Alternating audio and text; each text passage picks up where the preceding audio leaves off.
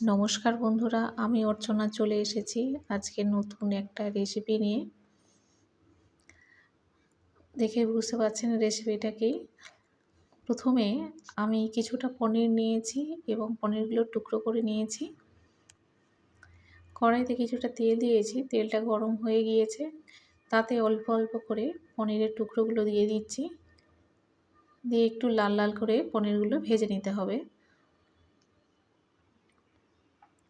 এবার একটু উল্টে পাল্টে পনিরগুলো ভেজে নেব।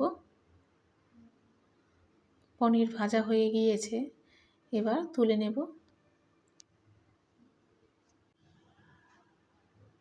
পনিরগুলো তুলে নিলাম। তারপরে কাজু, মগজদানা আর পোস্ত কিছুটা নিয়েছি, এটা পেস্ট করে নেব।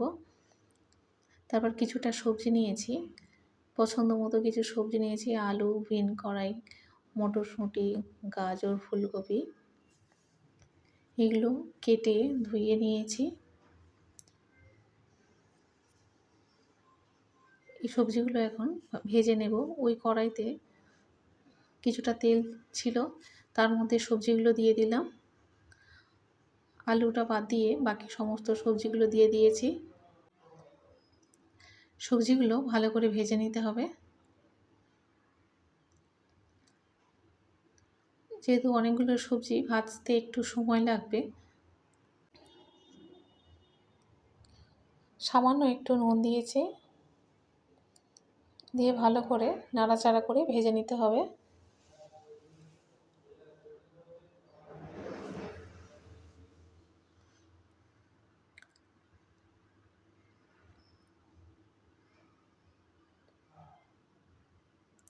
ভালো করে নাড়াচাড়া করে সবজিগুলো ভেজে নিচ্ছি। সবজি ভাজা প্রায় হয়ে গিয়েছে, এবার এটা তুলে নিতে হবে। কড়াইতে অনেকটা তেল রয়ে গিয়েছে, ওই তেলে শুকনো লঙ্কা, তেজপাতা, দারুচিনি, লবঙ্গ, এলাচ সব দিয়ে দিয়েছি। এবার এর মধ্যে দিয়ে দিচ্ছি অর্ধেক চামচ গোটা জিরে।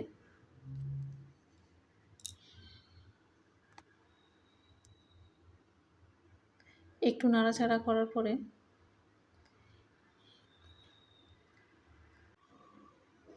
একটু নাড়াচাড়া করে নিয়েছি ভালো করে।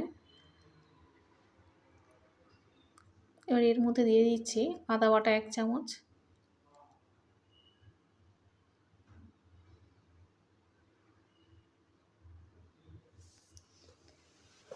দিয়ে এটা ভালো করে কষিয়ে নেব। এটা বড় চামচের 1 চামচ আদা বাটা দিয়ে দিয়েছি।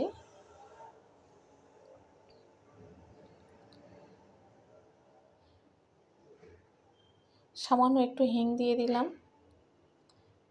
দিয়ে এটাও একটু ভালো করে কষিয়ে নেব।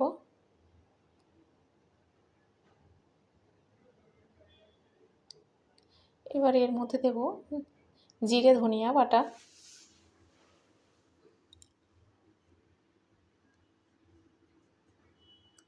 একটু বেশি পরিমাণে জিরে আর ধনিয়া পেস্ট করে রেখেছিলাম, সেটাও এর মধ্যে দিয়ে দিলাম, দিয়ে কষিয়ে নিচ্ছি।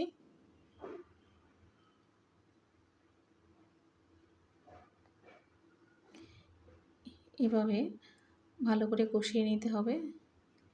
এবার কেটে রাখা টমেটো সেটা এর মধ্যে দিয়ে দেব।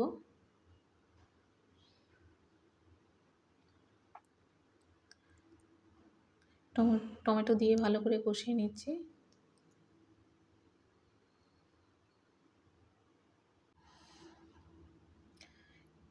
টমেটো দিয়ে অনেকক্ষণ কষিয়ে নিলাম। এবার অল্প একটু আলু কেটে রেখেছিলাম, সেটাও এর মধ্যে দিয়ে দিলাম। এটা একটুখানি কষিয়ে নেওয়ার পরে ভেজে রাখা সবজিগুলো এর সঙ্গে দিয়ে দেব।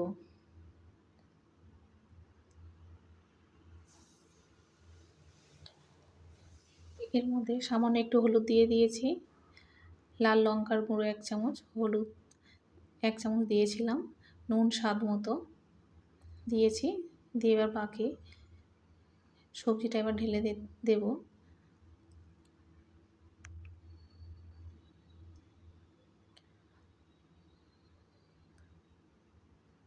মশলা দিয়ে অনেকক্ষণ কষিয়ে নিয়েছি।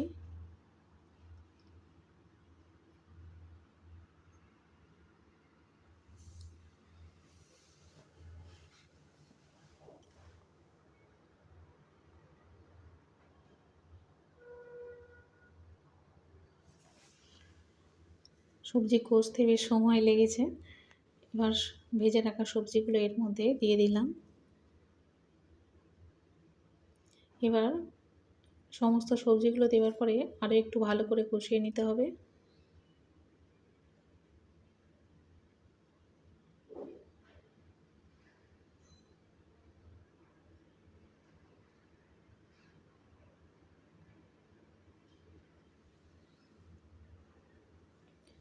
আর অনেকক্ষণ কষিয়ে নেওয়ার পরে এবারে জল দিয়ে দিচ্ছি।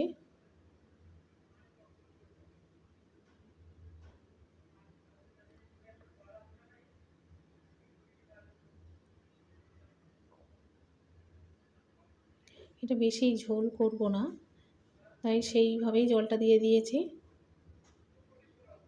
3টে কাঁচা লঙ্কা এর মধ্যে দিয়ে দিলাম।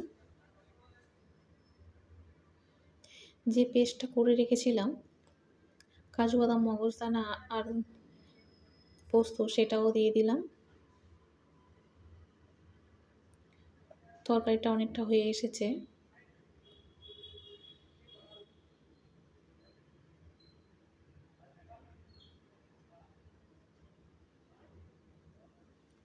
এবার এর মধ্যে ভেজে রাখা পনিরটাও দিয়ে দিচ্ছি।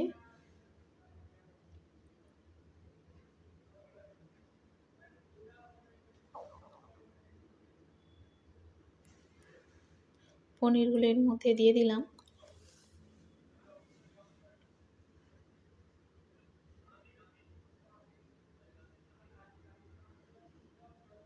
আর কিছুক্ষণ পরেই তরকারিটা একদম হয়ে যাবে। তারপরে এর মধ্যে অল্প একটু ধনেপাতা দিয়ে দিচ্ছি।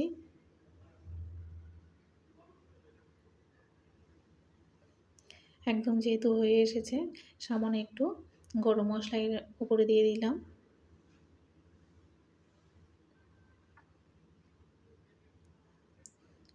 খুব সামান্য মশলা দিয়ে ঘরোয়াভাবে রান্নাটা করেছি।